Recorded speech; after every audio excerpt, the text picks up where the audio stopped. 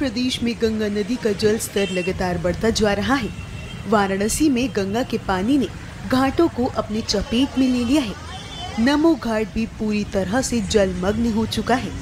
यहाँ बने नमस्ते के आकार का सबसे बड़ा स्कल्पचर भी आधा पानी में डूब गया है। घाट की सीढ़ियाँ और आसपास के क्षेत्र भी जलमग्न हो चुके हैं।